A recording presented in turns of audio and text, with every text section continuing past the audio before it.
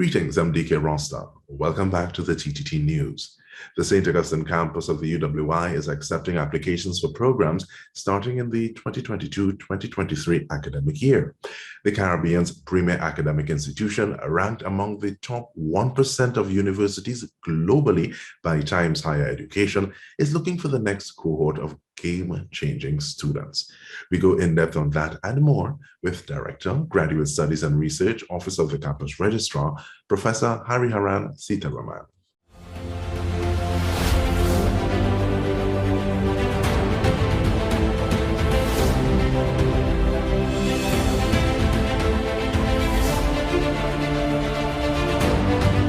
Greetings, Professor Seetharaman. How are you doing? Greetings. Thank you for having me. I'm fine. Thank you. It is a pleasure, especially to talk about the UWI. Now, in the interview or the introduction to the interview, I mentioned the fact that the UWI is ranked among the top 1% of universities globally. And do you think that is something that kind of people understand, don't even know? Because I think sometimes people say, okay, well, I'm going to get a good education, so that means I can't do it at UB. What would you tell a person who's thinking that? Yes, I fully agree with you. I mean, when we have, you would have known that familiarity breeds contempt, right? So when everybody knows it's UV, oh, it's just UV. But I must tell you that in the past few years, there have been lots and lots of work done with respect to the scholarly output, the academic citations, and so on and so forth. And this is a composite index which they use to rank the universities, and it involves not only the academics, the scholarly output, but also the available facilities, the student friendliness. There's so many factors which are taken into considerations, and to achieve that level is not very easy. So it is definitely a big achievement, and I would like our Caribbean people to understand that we have reached somewhere. But in the Caribbean, speaking to Caribbean people, what is the experience like now? Because I was very happy to live on campus when I went to campus. But we are, even though it seems to be on the tail end and we give thanks, things are opening up again. What is life like on the campus right now? Correct. Actually, the other campuses are already open, and we are now doing the final touches to actually open the campus during the upcoming academic year, which is August, September. Now, there have been very mixed reactions about this face-to-face, coming into the campus. I must say that, but majority of the students do miss the socialization, the face-to-face interactions with other students and lecturers. And personally, I am also a very old schooler that, I can't be sitting in front of a computer for the whole day to learn things. I will just get distracted and so on and so forth. But the face-to-face learning and campus learning has its own sociological and educational and psychological advantages. And I would strongly, welcome, we are going to start face-to-face from the upcoming academic year. But as you know, there are certain caveats to that. The postgraduate education, as many of our graduate students, like yourself, are employed and pursuing a course.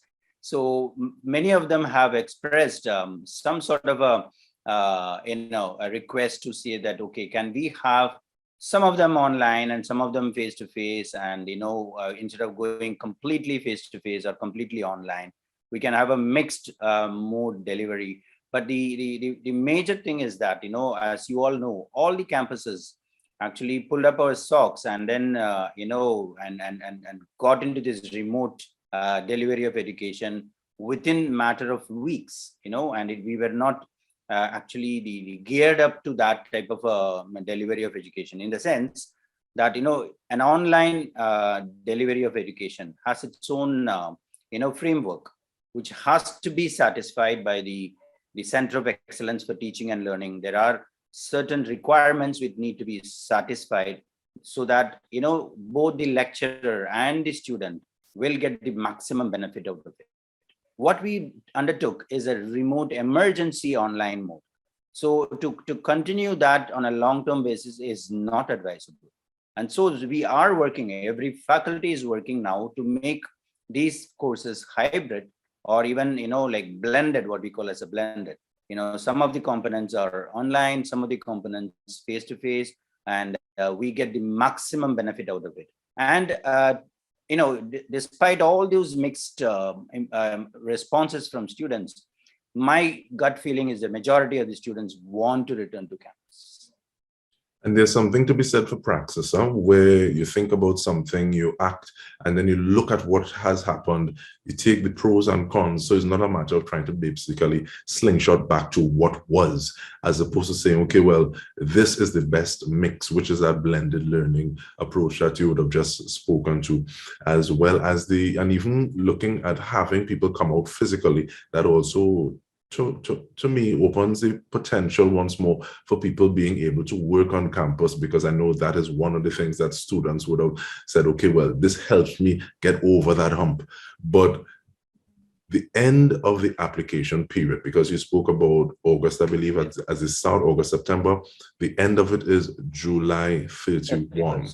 How do individuals apply to become part of this August institution? Yes, at this point of time, we have moved to the online application system. Previously, they used to, we require them to bring those certificates and, hard copies submitted in the graduate studies. And then we used to bundle it up and send it to the faculties for them to assess it. And then, it goes back and forth. Now, everything, we do have something like e-courier and so on and so forth, which, so all the documents, supporting documents by the applicants can be uploaded along with the application form. It just goes into the application portal. And, we are actually working, the registry is working on what we call as an LUC and CRM. CRM software is a, recruitment management software, which we haven't completely refined it for this academic year. But once that comes, things will be much more easier, because, at every step of application, the candidate, the applicant will get an alert that, the application at this portal, at this level, and it's awaiting the signature of the director and so on and so forth.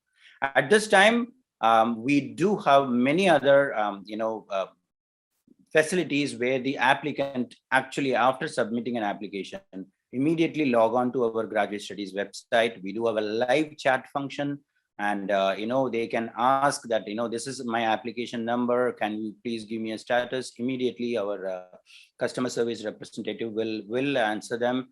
And also they can email the graduate studies. If they go into the website, there are many emails.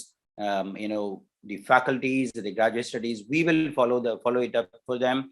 And so, everything is online, and it has its own advantages, some disadvantages, like, checking emails and so on and so forth. But we are able to improve the efficiency at this point of time. But Professor Hariharan, I really prefer, well, let me not say prefer, I appreciate the fact that these added things in terms of live chats and being able to check emails, because I've been on the line listening to some music, hoping to get through. But correct. But one of the, and so in terms of moving the entire process forward, I think the pandemic would have shown us that there are other ways to do things. There are things that may be a little more essential than others, because there's this whole question of what defines being essential, and looking at the role that the UWI would have played in terms of creating some devices from open source, and Professor Copeland would have been at the helm of that, and seeing real world applications. So it's not as though, okay, well, I'm just going there to learn something that's theoretical. I can see how the knowledge that I get, the competence, builds my capacity to work in the here and now. With that said, are there any new programs that are coming up because of the experience we have been going through, looking at how the world is changing, looking at the fourth industrial revolution? How is the UWI responding to that? Very good question. I must tell you that last week at the Board of Graduate Studies and Research, this is an inter-campus university meeting, we got approval for 8 new programs, postgrad programs, including one in medical radiation physics, which is very important. If you see, I must tell you that I am, although I am in the university as a director of graduate studies, my original, profession is I'm a medical doctor, a critical care medicine specialist. And, we, in the Caribbean, actually, we are actually having a really, low number, a lack of medical physicists, because we do have lots and lots of, if you see, radiological investigations, X-rays and CT scans and, all these, physics related investigations, and we don't have many medical physicists. So I'm just giving you an example that we have introduced a postgraduate certificate and a postgraduate diploma for people who are in the field but cannot complete a full master's for 2 years. They can just do it in 1 year, and this particular program is to the standards of what the IAEA, which is the International Atomic Energy Agency, and that is the type of the standard which are followed to propose this program. And this program will create lots and lots of medical physicists. And similarly, we had 2 postgraduate diplomas in faculty for food and agriculture, very important areas like, pesticide management, which is very, very important. And then, climate resilient community extension workers, they train them there. That's a postgraduate diploma which we have introduced. Education field, Master of Education, we have introduced a new program of MEd in reading. Reading is another important, area which we haven't covered yet. So to answer your question in a nutshell, we are introducing really modern programs for the benefit of, not only the students as well as the whole society, because as I told you, the first example, we do not have enough medical physicists in the region. And we want to talk about an example when we return, because that is what I want us to start back with. We take a short break and return to this conversation. Stay with us.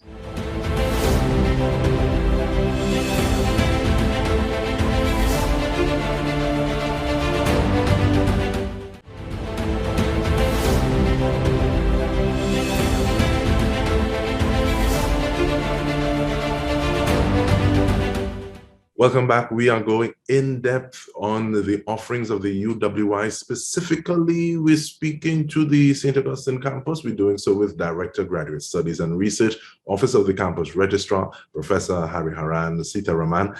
And Professor, I really want to pick up on that note that you were talking about, because that actually goes to the question of, yes, I am a working professional. Yes, I've had to kind of save my pennies, but at the same time, I want to have more tools or more resources in my toolkit to allow me to become a little more favorable, seeking certain sorts of employment, or just to build that competence within myself. How does the UWI cater for working professionals who still want to up their game plan and want to do it with the UWI? Correct. Now, I told you about the Faculty of Food and Agriculture, about the pesticide management, as well as the climate resilient agricultural extension workers.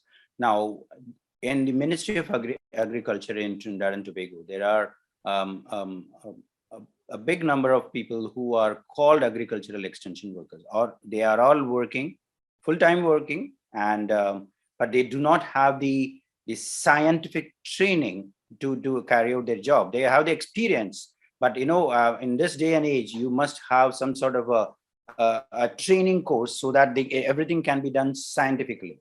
So this particular climate resilient, agriculture extension workers diploma program, this is a modern program, because this is catered to the climate change era which we are living in now, right? So they are going to, if they and this is a blended learning mode actually. So they don't need to come in. They don't need to come in into the campus all the time. They can be at work and they can listen to lectures and some internships, some sort of a practical training with the pesticides or the agriculture extension in the agricultural field. Those things will be supervised by the lecturers, and so they can actually see the pandemic has done something, for everybody, every one of our general public, that they have to still earn their bread, as well as they have to support the family and enhance themselves in their education. So most of the programs which we approved last week are all blended. So I am telling you that we are moving with the times. We are moving with the times. We are not asking them to just quit their workplace and come and sit in the classroom and learn things. We use the technology. We can give synchronous delivery of lectures. We can also have asynchronous mode, which is like, for example, we record the lectures, and an agricultural extension worker, after coming home and spending time with the kids, just before going to their bed, I mean taking rest, they can just open up their computer. It will be there in their my learning. They just click on it. It is asynchronous mode, and they listen to that and they learn. So that is how the technology helps us in actually enhancing people's life. Thank you so much for that. And you talk about modern times, and you also cited the fact that, yes, I am a proud graduate of the UWI, but looking at the times that we are in, Professor, GATE helped me. GATE is less available at this point in time. What kind of financial considerations are there for people who want to be a member of the UWI? Yes, actually, we must be honest that, with the pandemic and the reduction of GATE, I mean, actually, for graduate programs, there is no GATE at all at this point of time. There has been a reduction in the number of applicants, I must say that. Although we are expecting that it will pick up in the coming months, because usually, it usually picks up during the last month of the application period. So we are still hoping to get more applicants. But let me tell you, I have had detailed discussion with Principal Copeland, and we were thinking that what all things can be done to help the postgraduate students. I can tell you that for MPhil PhD students, we do have scholarships. Okay, we do have research fund, campus research fund. And even for presenting their papers, their research, if they have to go to a foreign country, we fund them. So these are funds available. And the postgraduate guild, I mean, I'm sure you should be talking to students also. They have set up a fund to help master's students. Also, they are getting some sort of a help from the guild of students. And we were thinking that, whether we will be able to, adjust the fee of postgraduate courses to make it much more affordable for the postgrad students, and which has not been finalized yet, but the discussions are going on. And also other avenues, such as talking to Republic Bank and other the UV Republic Bank and so on and so forth, to how we can get some low interest loans for because in my view, education is an investment. And I will tell you that my postgrad education, I was writing entrance exam, and that it's a heavily competitive medical post graduation is very highly competitive. And when I passed in one entrance exam to get into the postgrad, it was a private medical school, and I had to pay 130,000 per year, which was completely I couldn't afford it.